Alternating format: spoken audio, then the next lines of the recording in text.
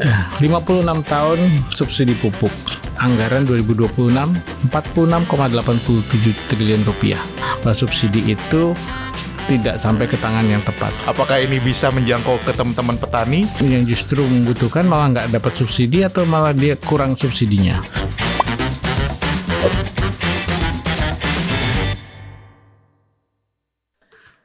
Halo, selamat datang di episode perdana Warta Ekonomis.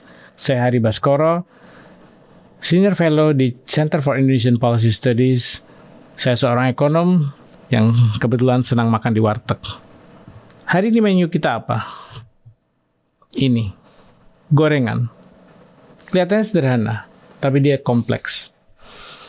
Sayurnya mungkin ditanam dengan pupuk bersubsidi. Bahan-bahan lainnya diangkut dengan truk dengan menggunakan BBM subsidi. Dan juga minyak gorengnya tentunya pasti ada komponen subsidinya di situ. Indonesia menghabiskan puluhan triliun rupiah setiap tahunnya untuk subsidi beras, minyak goreng, pupuk, BBM. Tapi apa benar sampai kepada penerima yang tepat? Banyak dia hilang di jalan. Niatnya baik. Oleh karena itu saya mengundang kolega saya, Mas Rahmat Supriyanto, yang banyak meneliti tentang subsidi di pertanian. Selamat datang Mas Rian. Makasih Pak Hari. Alhamdulillah senang sekali bisa di episode perdana ya Warteg Ekonomis bersama Pak Hari. Oke, sebelum kita mulai kita makan-makan dulu Mas. Oke Pak.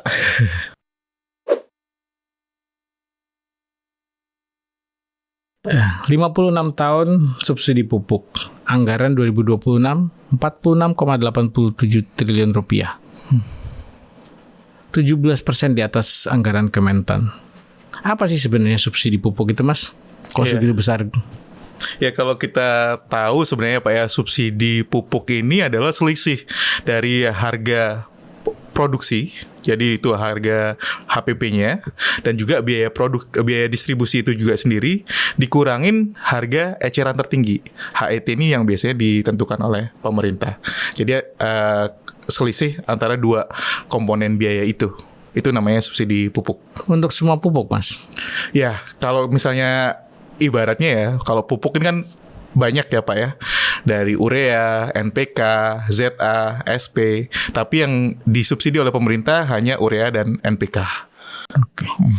Tapi kenapa bisa subsidi itu tidak sampai kepada yang membutuhkan? Selalu pertanyaannya adalah bahwa subsidi itu tidak sampai ke tangan yang tepat. Ya, ini juga sebenarnya jadi salah satu yang menjadi perhatian kita, terutama kalau kita lihat subsidi pupuk itu sebenarnya kalau dari tahun 2024 ini cukup naik drastis Pak. Sebelumnya hanya kalau sebelum tahun 2024 itu kurang dari 30 triliun, tapi setelah 2024 sudah naik ke 44 triliun, bahkan tahun ini bisa mencapai 46,87 triliun. Nah, ini diharapkannya untuk mengakomodir permintaan sebenarnya dari para petani yang mereka membutuhkan 12 juta ton pupuk. Nah, alokasinya saat ini 9,55 juta ton pupuk. Tapi apakah ini, tadi pertanyaan Pak Hari, apakah ini bisa menjangkau ke teman-teman petani? Nah, kita perlu lihat juga bahwa petani di Indonesia itu masih rata-rata punya lahan 0,5 hektar. Dan di sini juga apakah pupuk subsidi itu bisa menjangkau mereka? Pupuk subsidi ini sayangnya menjangkau lahan yang petani yang mempunyai lahan kurang dari 2 hektar. Sementara komposisi terbesar petani saat ini yaitu petani yang memiliki lahan 0,5 hektar dan jumlahnya sampai 65%. Begitu Pak kira-kira. Jadi dia yang justru membutuhkan malah nggak dapat subsidi atau malah dia kurang subsidinya? Kalau dari data terbaru ya Pak ya, ini penelitian kami di CHIPS, sebenarnya masih ada defisit. Kalau kita lihat 2 hektar lahan itu petaninya jumlahnya cukup banyak. Nah itu defisitnya bisa sampai 11 juta penerima yang belum menerima pupuk subsidi ini sendiri. Kalau kita turunkan ke 0,5 petani yang memiliki lahan 0,5 hektar, itu defisitnya masih 3,9 dari jumlah total penerima 14,7. Jadi masih banyak gap di sini istilahnya, yang ketimpangan bahwa banyak petani yang masih belum bisa menerima subsidi pupuk ini. Dalam ekonomi itu disebut capture problem. Jadi dia subsidi yang kebijakan yang digunakan untuk kelompok tertentu malah diterima oleh kelompok lainnya. Sehingga mungkin ini yang jadi gap yang seperti Mas Rian sebutkan ya, Mas Rian. Tapi kalau tadi datanya 65% penerima berlahan kurang dari setengah hektar, harusnya sudah sesuai dong Mas ya? Apa gimana kenyataan di lapangan? Iya, harusnya sih sudah sesuai ya Pak ya. Tapi kita lihat lagi definisi yang menerima pupuk subsidi itu di bawah 2 hektar. Sementara kalau kita lihat dari alokasi yang dianggarkan, bahkan yang nembus pupuk subsidi itu masih kurang dari yang dianggarkan itu tadi. Dan kita lihat juga bahwa 68% tadi, kalau misalnya petani 0,5 hektar ternyata masih belum menerima, masih belum banyak menerima dengan skenario jumlah pupuk subsidi sekarang mencapai 9,55 juta ton. Artinya apa? Masih banyak sebenarnya petani-petani ini yang belum diraih atau belum dijangkau oleh si pupuk subsidi itu sendiri. Mekanisme penyalurannya gimana sih sebenarnya, distribusinya kok bisa sampai nggak bukan sampai kepada pihak yang penerima yang paling tepat? Iya, ini cukup kompleks sebenarnya Pak ya kalau kita lihat alur pupuk subsidi pupuk. Nah, terutama kalau sebelum tahun 2025 ini banyak kita bahas, ini salah satu barang yang diawasi secara ketat. Di samping kalau tadi Bapak bilang gorengan ini, sebenarnya saya juga makan gorengan ini kebetulan Pak. Nah, kalau subsidi BBM itu juga gak seketat seperti subsidi pupuk karena dia punya 4 lini Pak. Yang pertama lininya itu dari pabrik. Nah, ini saat ini masih dikuasain oleh PTPI, Pupuk Indonesia. Lalu dia ke UPP ini untuk istilahnya untuk buffer Pak, untuk penyangga. Jadi setelah tadi diproduksi, dia masuk ke lini 2 di UPP itu tadi, lalu didistribusikan ke lokal. Nah, ini masuk ke lini 3, baru sampai ke lini 4, yaitu pengecer, dan baru sampai ke petani setelah itu. Jadi distribusinya cukup kompleks. Kalau kita lihat sebenarnya upaya dari pemerintah itu sudah cukup bagus dengan memangkas. Kalau tadi di tiap lini itu sebenarnya ada peraturan-peraturan yang cukup menghambat mereka. Di tahun 2025 itu ada pemangkasan 140 regulasi untuk istilahnya menyederhanakan distribusi ini. Jadi nggak ada peraturan-peraturan yang mempersulit tadi itu.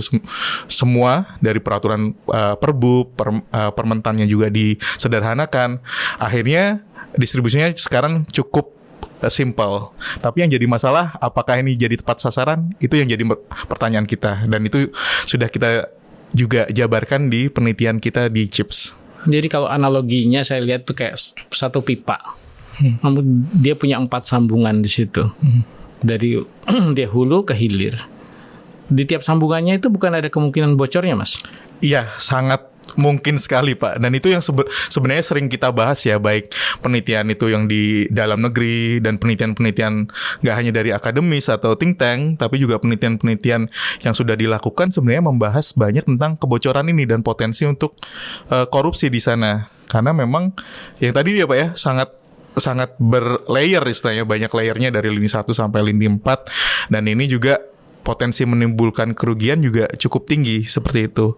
Dan sebenarnya yang perlu kita, dengan adanya pemangkasan regulasi itu sebenarnya intinya juga mengurangin kebocoran itu. Tapi apakah pertanyaan utamanya yang masih tetap, apakah ini juga setelah kebocoran itu sudah ditutup, apakah dia bisa menjangkau teman-teman yang lebih membutuhkan?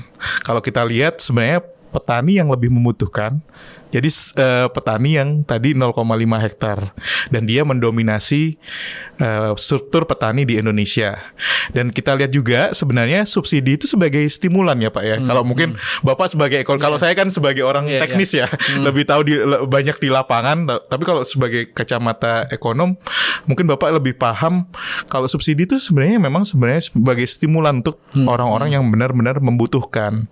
Nah, kalau yang nggak membutuhkan seperti petani yang lebih memiliki lahan lebih dari 0,5 hektar, mereka artinya kan sudah istilahnya mereka sudah harus elevate ya Pak ya, harus berganti, sudah tidak bergantung lagi dengan subsidi. Nah itu yang mungkin jadi PR kita bersama sebenarnya. Iya, karena kalau ini tadi bukan kita kesampingkan masalah korupsi, berarti kan ini terjadi istilah ekonominya ada distorsi sistemik. Nah, karena memang bukan sampai kepada pihak yang tepat. Makanya saya tertarik di penelitian tersebut ada yang bilangnya tentang digitalisasi. Kalau di Malaysia contohnya untuk BBM subsidi dia pakai MyCard, iktp mereka. Harusnya Indonesia dengan iktp kan bisa juga menggunakan seperti itu. Bagaimana pelaksanaannya kalau digitalisasi itu? Iya, sebenarnya digitalisasi juga baik ya Pak ya, terutama ada hubungannya dengan transparansi juga, dan ada hubungannya dengan bagaimana kita bisa lebih akurat ya. Tapi yang jadi pertanyaan dan jadi salah satu yang jadi masalah ketika saya banyak di lapangan itu, kita sudah memperkenalkan digitalisasi melalui kartu tani. Nah itu di tahun 2015 sudah uji coba, 2018 sudah disalurkan. Nah datanya juga sebenarnya hanya 8% petani yang bisa dari sekitar 8 juta yang kira-kira sudah disebutkan, hanya 8% yang istilahnya bisa dimanfaatkan oleh petani. Nah, ternyata masalah di lapangan tuh jauh lebih kompleks Pak, karena petani kita memang petani yang mohon maaf ini masih pendidikannya masih kurang, terus juga mereka sudah aging atau older farmers ya Pak ya, udah di atas 45 tahun, dan tentunya harus banyak pendampingan di petani itu ketika menggunakan kartu tani ini. Tapi yang kenyataan di lapangannya, pendampingan ini sangat susah untuk dilakukan oleh penyuluh, karena penyuluh kita juga terbatas ya Pak ya, kalau kita tahu. Dan ketika mereka memanfaatkan kartu tani, mereka sesederhana mereka nggak bisa menggesek itu Pak, menggesek karena kan kalau kartu tani itu seperti ATM ya, dan harus digesek. Nah mereka dan harus ada pinnya di situ Pak. Mereka kadang petani itu sangat susah untuk menerapkan itu, dan akhirnya berakibat kartu tani nggak bisa dipakai, dan itu hanya sebagai kartu aja gitu. Dan sebenarnya kalau secara teknologi harusnya bisa dipermudah, misalnya dengan menggunakan tadi seperti iktp atau mungkin handphone yang terdaftar, itu mungkin lebih memudahkan. Terus sementara ini digitalisasi kayaknya hanya memperindah pipa yang tadi yang bocor tadi gitu loh. Jadi mungkin harus diperbaiki sistemnya untuk digitalisasi yang harusnya untuk mempermudah malah jadi mempersulit ya Mas. Iya. Kalau berkaca dari MyCard tadi kan sebenarnya Malaysia itu punya sistem yang one for all istilahnya Pak ya. Karena satu identitas bisa dibuat untuk tadi untuk subsidi tadi, untuk BBM-nya, dan untuk hal-hal yang lain, dan dia juga bisa dibuat untuk perbankan. Nah di kita KTP kita apakah bisa dengan integrasi yang lebih bagus? Nah itu kita juga di paper kita juga kita mengusulkan bahwa harus ada, kita punya data yang sangat banyak, dan kita juga punya istilahnya tadi kalau kita punya kartu tani ini kan tambahan dari KTP yang sudah ada ya Pak ya. Jadi menambah sesuatu yang istilahnya bagi petani tuh beban lagi, beban karena harus ini sistem yang baru dan dikenalkannya pun baru, dan nggak ada penyuluhan sama sekali atau penyuluhannya sangat minim, dan mereka dibiarkan begitu saja, dan mereka harus tebus pupuk. Nah itu membuat komplikasi yang cukup pelik istilahnya di lapangan. Jadi kalau misalnya itu seperti Malaysia tadi, dia simple, hanya bisa istilahnya bisa tap, dan itu bisa diverifikasi, dan dia bisa langsung mendapatkan manfaat. Kalau kita bisa membuat itu istilah sistemnya lebih mudah, kalau tadi distribusinya udah dimudahkan ya Pak ya, dengan peraturan-peraturan yang sudah dipangkas, bagaimana kita bisa meningkatkan digitalisasi ini dengan tentunya mempermudah, bukan mempersulit si petani itu juga untuk menerima, terutama petani-petani yang memang benar-benar membutuhkan subsidi ini ya. Jangan-jangan ada yang prinsipnya adalah kalau bisa dipersulit, kenapa dipermudah? Gitu.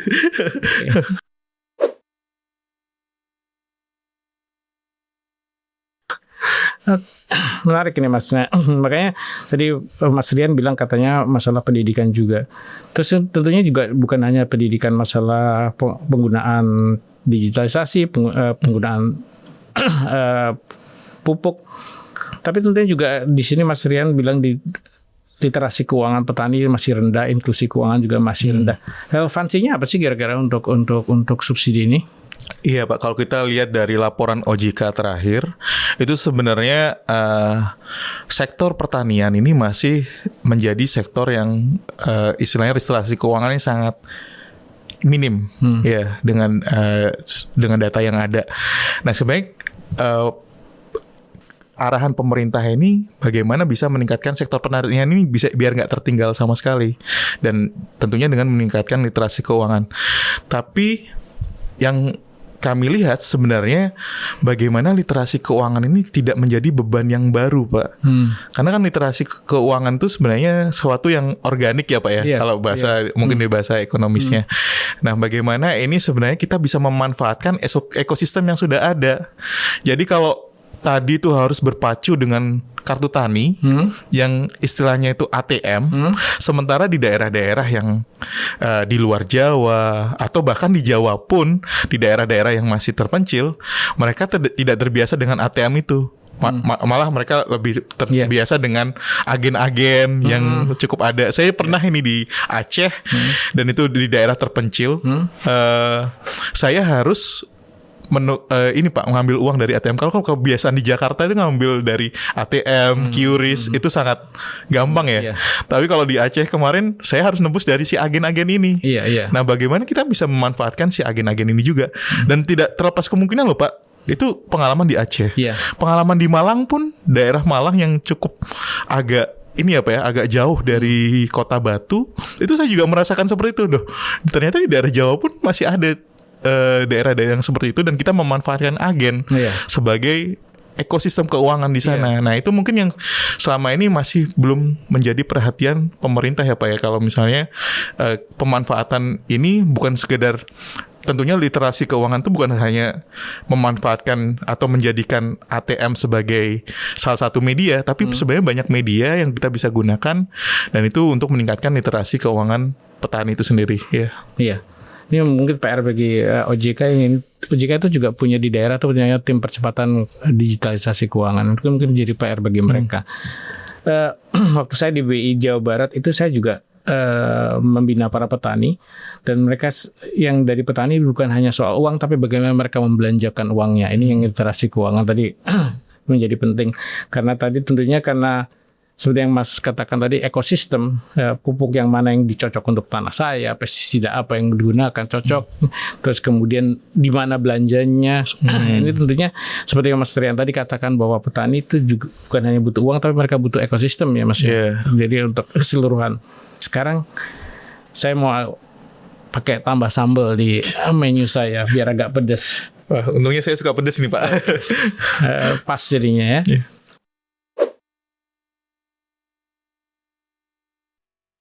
BLP sudah diumumkan 2024, sudah masuk APBN. Kenapa sih sampai sekarang belum jalan, Mas? Iya, BLP ini sebenarnya salah satu cara yang baik ya Pak ya. Kalau tadi memang saya kebetulan di paper kami itu kami membahas bahwa subsidi itu harus lebih tepat sasaran, yaitu dengan lebih menargetkan ke petani-petani yang membutuhkan dan mendominasi, yaitu petani-petani 0,5 hektar. Sementara BLP ini bantuan langsung pupuk, tapi skemanya bukan pupuk lagi, melalui tunai. Nah, ini dari paper kami juga sebenarnya yang diharapkan bagaimana nih teman-teman yang di atas 0,5 hektar tapi masih ada di cakupan 2 hektar ya Pak ya, petani yang 2 hektar, petani-petani itu tidak, kalau nggak didapat subsidi mereka harus dikemanakan. Nah, ini sebenarnya cara yang bagus melalui BLT, bantuan langsung tunai, karena mereka siap secara ini ya Pak ya, secara keadaan finansial. Karena kalau kita lihat petani yang istilahnya kalau kita usaha tani, baik itu tanaman pangan atau hortikultura, biasanya mereka itu memiliki break even point, atau kalau bahasanya kita impas ketika kita memasukkan modal dan kita mendapatkan keuntungan yang sama kalau kita mempunyai lahan 0,5 hektar. Jadi kalau misalnya lebih dari 0,5 hektar itu sudah untung, ya meskipun untungnya nggak sedikit. Tapi kalau dia sudah istilahnya 2 hektar itu tadi, itu sebenarnya sudah waktunya untuk lulus dari subsidi ini dan beralih ke metode yang lebih atau skema yang lebih bagus, yaitu melalui bantuan langsung tunai ini. Nah, ini sebenarnya digagas oleh teman-teman Bappenas, dan memang mereka sebelumnya ini Bangka Belitung Pak dijadikan pilot pencontohan karena untuk nggak mengganggu proyek nasional atau nggak mengganggu produksi nasional, karena mereka memang letaknya jauh ya. Kalau kita lihat produksi nasional tuh istilahnya lumbung pangannya di Indonesia itu masih di daerah-daerah seperti Jawa Timur, Jawa Barat, Jawa Tengah, dan beberapa di Sumatera dan lalu di Sulawesi. Nah, ini sebenarnya kenapa ini masih maju mundur? Dan anggarannya kalau tadi Pak Hari bilang dari 2024 itu benar, dan sekarang perkembangannya malah jadi hanya 2 tempat di Tabanan dan Ngawi. Nah, itu masih menjadi sesuatu yang terus digodok Pak, karena ini piloting ini sebelumnya pengennya langsung tunai ke teman-teman petani, tapi sepertinya akan ada wacana untuk bagaimana melihat ini sebagai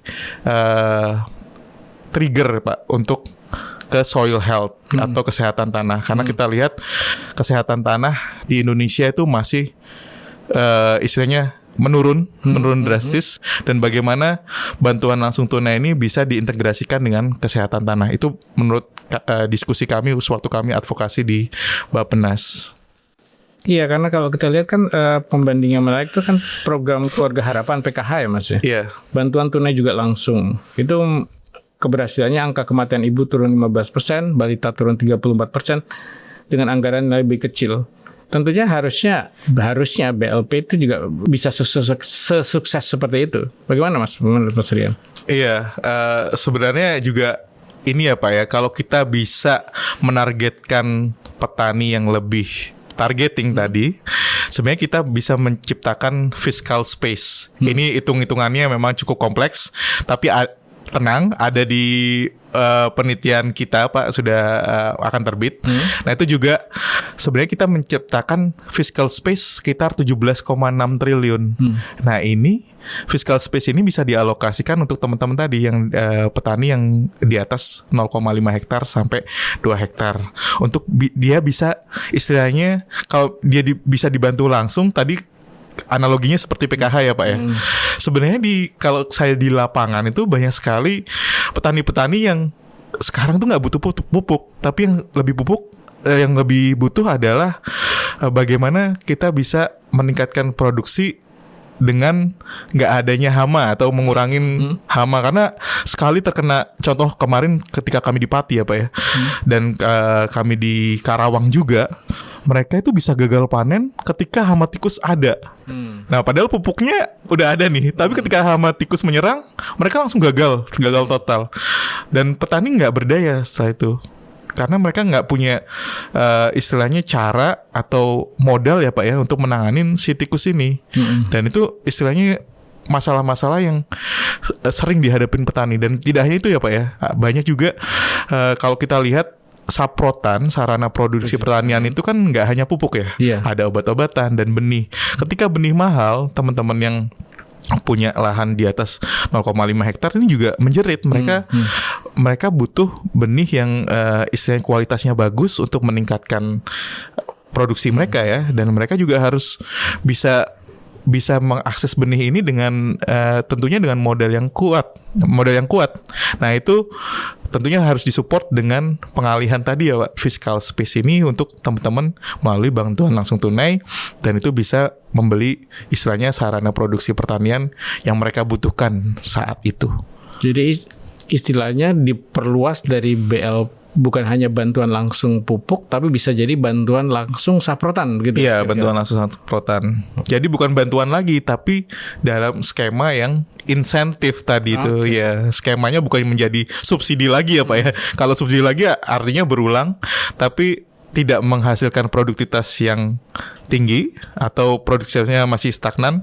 Kalau di paper kita memang kita ngelihat produktivitas kita baik padi itu sangat stagnan, dan terutama dalam 20 tahun terakhir tuh tidak menghasilkan produktivitas yang cukup meningkat ya Pak ya. Dan kalau kita bisa sebenarnya meningkatkan teman-teman yang tadi sudah bisa lulus dari subsidi, ini akan lebih baik karena mereka bisa mengakses apapun yang mereka butuhkan saat itu, baik itu saprotan atau bisa juga mereka bisa menginisiasi praktek-praktek baik melalui tentunya peer learning. Itu yang dilakukan teman-teman petani yang bisa meningkatkan sampai 10 ton per hektar, mereka melakukan peer learning, Pak. Jadi praktek baik yang sudah dilakukan mereka informasikan ke teman-teman petani yang lain.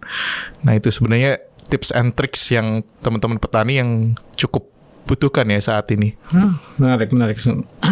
Tapi ada satu angle yang menarik nih, Mas. Ya. Ini baru wacana, tapi juga dalam rangka mendukung program pemerintah. Koperasi Desa Merah Putih. Nah, kalau ini benar-benar terjadi sampai tingkat desa, dia kan menjadi titik diskusi yang paling dekat ke petani. Tapi intinya lagi adalah kalau berjalan secara sesuai plan.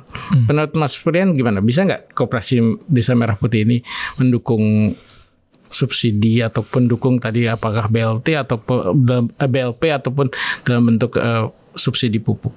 Iya, sebenarnya itu salah satu yang bagus ya Pak ya, kalau itu bisa diterapkan dengan baik dan juga bisa menjangkau petani-petani yang lebih membutuhkan tadi.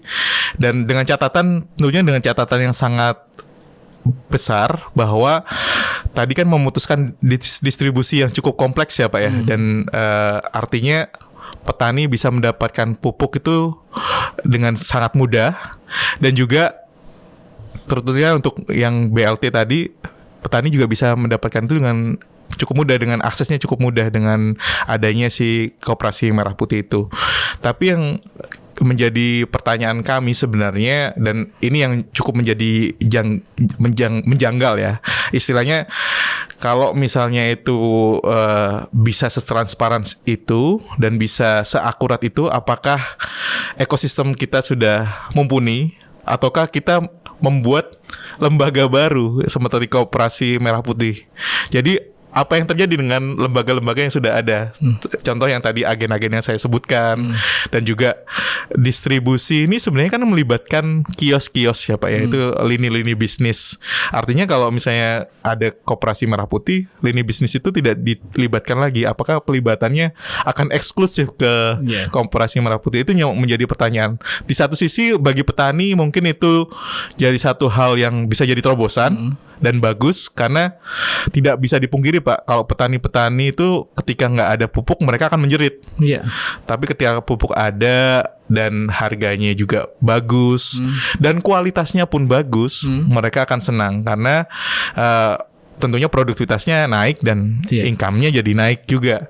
Tapi ketika itu petani misalnya di sisi lain, teman-teman yang mempunyai bisnis lain, apakah mereka bisa berkompetisi ya dengan Koperasi Merah Putih dengan menyediakan yang lain? Nah, itu kita harus siapkan ekosistem. Saya rasa hal yang penting dan krusial di sini adalah ekosistem. Kita bangun ekosistem, bukan membuat sesuatu yang baru, dan itu harapannya bisa menjadi transparansi dan akurasi yang lebih bagus ya untuk penyaluran, baik itu bantuan pemerintah atau bantuan-bantuan lainnya yang istilahnya menyasar mereka yang lebih membutuhkan gitu. Jadi kalau kita perlu perbaiki ekosistemnya kembali lagi ya. Kalau ekosistemnya baik, transparan, tentunya pakai saluran apapun akan bisa ya Mas ya. Bahkan bisa penyaluran bantuan langsung pupuk lewat warteg-warteg di daerah itu. Menghidupkan ekonomi warteg.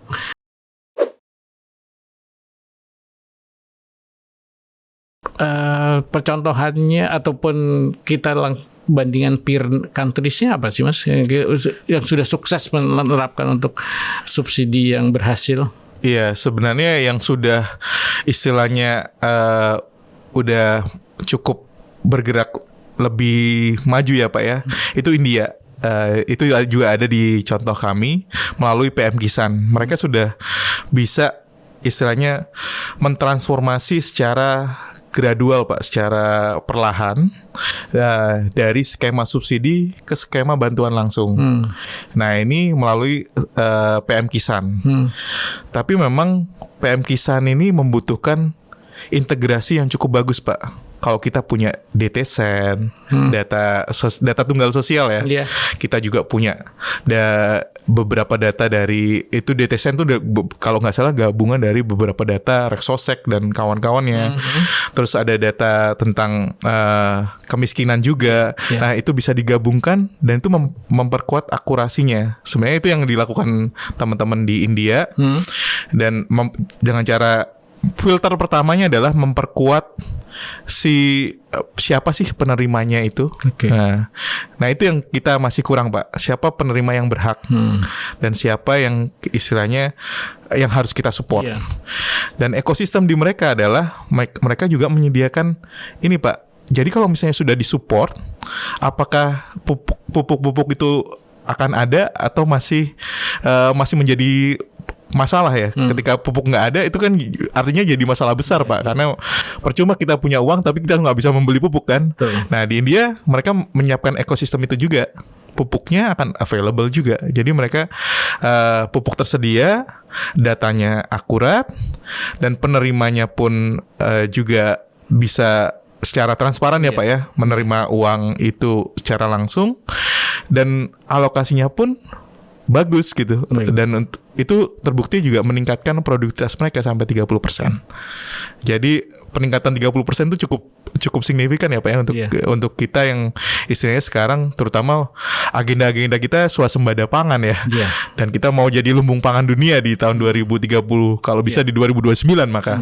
Nah itu sebenarnya agenda itu bisa disupport dengan cara-cara seperti ini dan bisa berkaca dari India dengan tentunya menyesuaikan konteks dari Indonesia sendiri. Karena kita punya ekosistem yang berbeda, bagaimana ekosistem ini bisa kuat dan tidak meninggalkan orang-orang yang membutuhkan tadi dan tidak mematahkan bisnis yang sudah ada sebenarnya Pak ya. Dan itu bisa menjadi salah satu fondasi bersama supaya kita bisa kuat terutama di pertanian sebagai sektor penopang ekonomi kita ya.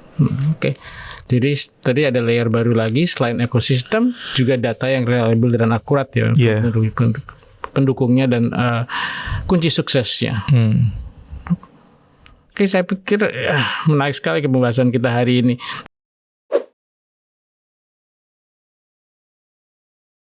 Jadi Mas Rian, tadi kita bicara sudah ke Tabanan, Ngawi, tapi menurut Mas Rian, selain itu proyek percontohannya bisa dilakukan di mana sih? Iya, ini penting ya Pak ya. Kalau tadi memang sebenarnya yang diinginkan oleh teman-teman itu dari pemerintah terutama tidak mengganggu produksi untuk tidak mengganggu produksi nasional.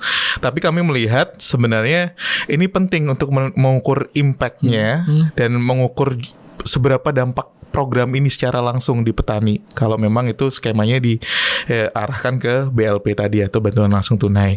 Nah, kita perlu melihat karena Indonesia ini alhamdulillahnya luas ya Pak ya, dari Sabang sampai Merauke. Kita perlu melihat di daerah yang barat, itu bisa representasi dari Sumatera. Kalau kita lihat di Aceh itu bisa jadi program pilot atau percontohan ini, karena Aceh itu juga sering dijadikan pilot.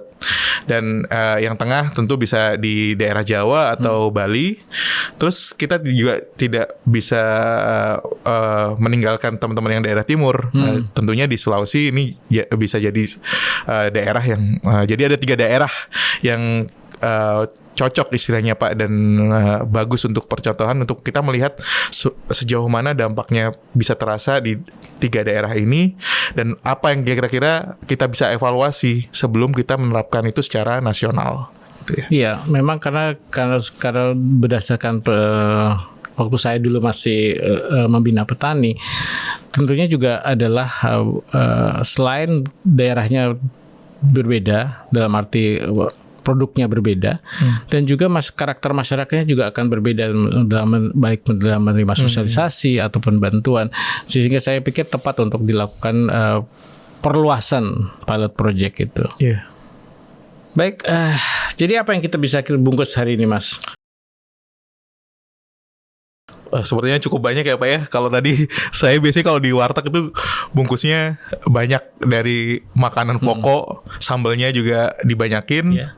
Dan tentunya tadi ada selain menu lauk utama, gorengan ini ya Pak ya, menu sampingan. Nah kalau dari subsidi pupuk ini sebenarnya yang kita bisa bungkus ya Pak ya, subsidi pupuk masih dibutuhkan. Tapi kita harus lihat penerimanya yang lebih berhak tuh sepertinya seperti apa. Dan kalau kita lihat tadi sebenarnya dari perbincangan kita, ya penerima yang berhak adalah penerima yang mendominasi petani yang membutuhkan itu tadi, yaitu petani yang lahannya kurang dari 0,5 hektar. Nah, bagaimana juga transformasinya Pak? Kalau kita misalnya teman-teman yang di atas 0,5 hektar, berarti harus disupport dengan skema bantuan langsung tunai, karena mereka sudah harus lulus istilahnya ya Pak ya dari subsidi ini, dan mereka bisa meningkatkan praktek-praktek yang lebih baik dan ramah lingkungan. Tentunya juga bisa meningkatkan produktivitas mereka ketika mereka disuplai atau dibantu dengan bantuan langsung tunai. Dan transformasi ini tentunya nggak langsung satu kali. Nah, itu pentingnya percontohan ya Pak ya. Dan terutama percontohan itu atau pilot project ini dilakukan di tempat-tempat yang berbeda untuk melihat implikasinya dan juga bagaimana kita mengevaluasinya. Dan tentu transformasi ini kalau kita bisa lihat harus sekuensial atau bertahap, tidak bisa langsung satu brek gitu.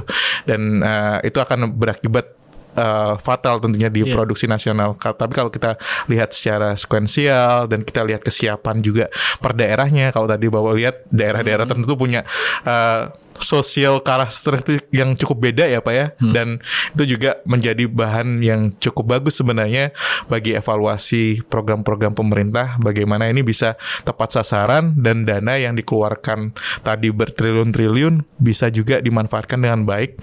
Dan itu tentunya untuk menopang kita menjadi swasembada pangan dan pertanian kita lebih maju ke depannya. Jadi intinya subsidi itu bukan instrumen yang salah, niatnya selalu baik, tapi harus dibarengi dengan mekanisme, ekosistem, dan data yang bisa diandalkan. Betul. Intinya begitu itu Mas ya. Iya, itu bungkusan yang bagus ya Pak ya. Tadi ada menu utama sampai menu-menu sambalnya juga. Ya. Oke. Terima kasih Mas Rian. Terima kasih sudah menyimak episode kali ini. Sampai jumpa di episode Warteg Ekonomis berikutnya. Bungkus.